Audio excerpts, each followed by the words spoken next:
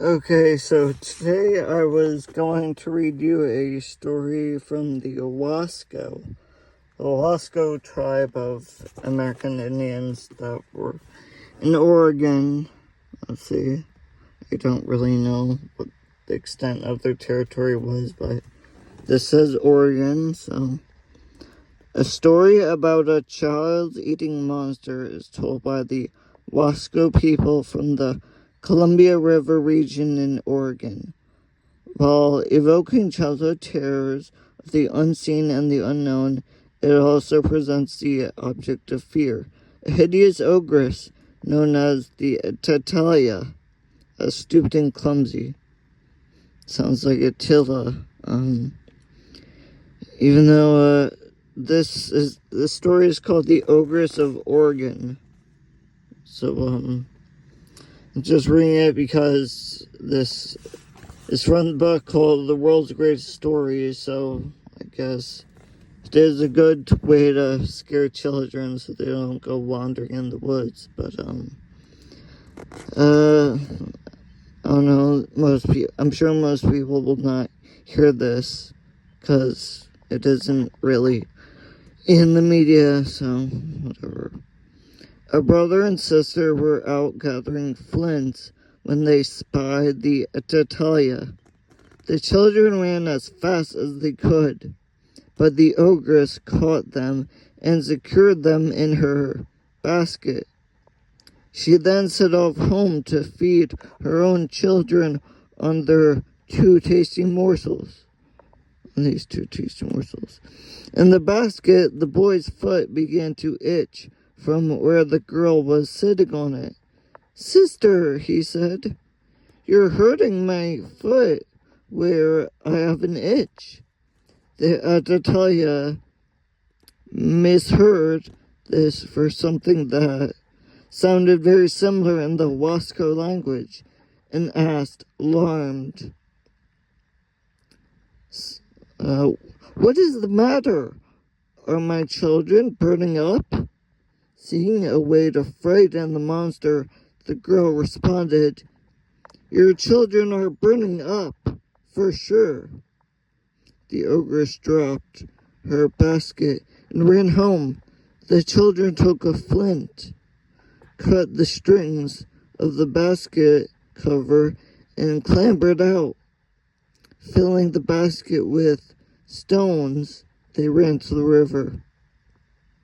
When the Atatalia came back, she took the basket without checking inside and returned home once more, where she discovered that the children had escaped. She immediately set out again to recapture them. The boy, who had magical powers, placed 5 rivers in the monster's path. The Atatalia jumped the first river with ease, but enjoyed it so much that she repeated her leap 5 times and did the same at the next 4. Finally, she saw the children ahead of her and breathed in to drag them back. But as soon as she breathed out again, the children flew off ahead of her. When they came to the Columbia River, the children implored the fish to eat the Atatalia and the cliffs to crush her. As soon as the monster entered the river, the fish began to nibble her body, and the rocks came crashing down on her. At length, the stupid ogress gave up and waded off to nurse her wounds, leaving the children make good their escape. So, I guess that story was,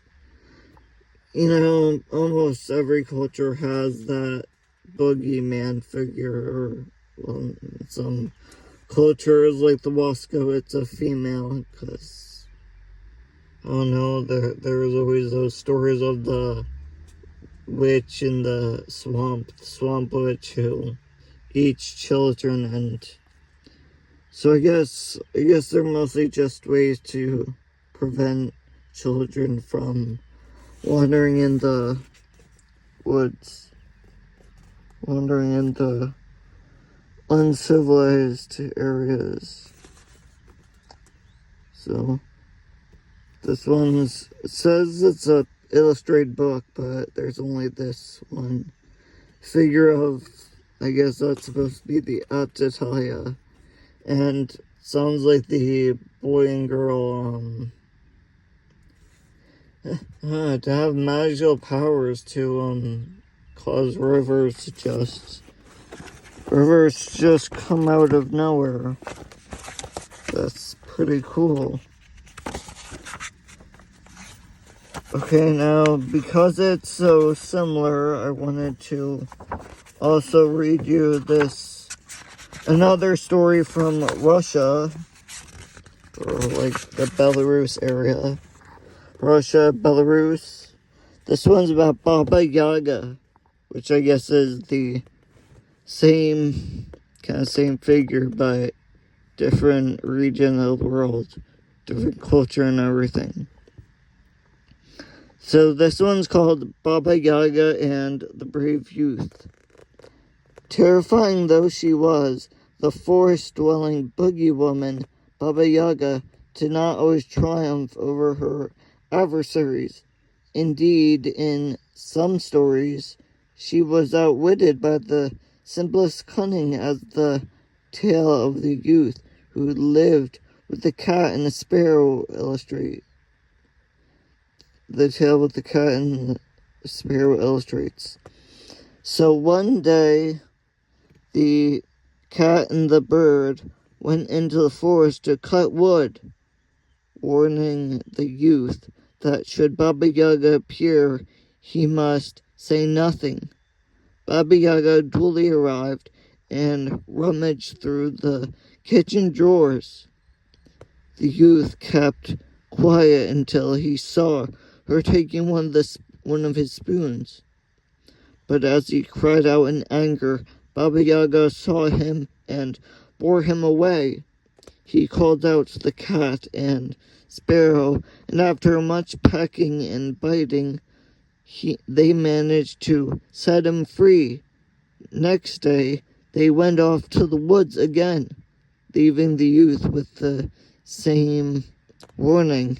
But once more he cried out at the hag as she counted out the spoons. Again she abducted him, and he had to be rescued once more. When this happened on the third day, however, he was not so lucky. As Baba Yaga carried him off, he called out in vain, for his friends had ventured out of earshot. The old woman took him to her house, where she told her eldest daughter to roast him while she went out on an errand. As to lie in the roasting pan, the youth pretended not to understand. How was he to arrange himself?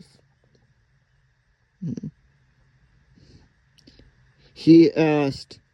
Exasperated by his stupidity, Baba Yaga's eldest daughter got in herself to show him, and he promptly pushed her into the oven and slammed the door. She was roasted to a crisp. The young man played the same trick on the witch's second daughter.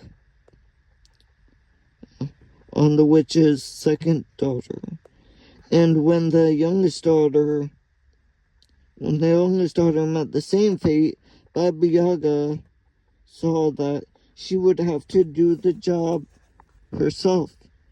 But she too fell for the youth's simple deception and was roasted in the oven as well. So I guess a lot of these old stories are just ways to scare children to prevent them from wandering at night. Just like how in Japan, the parents used to tell their kids about a kappa, which was this humanoid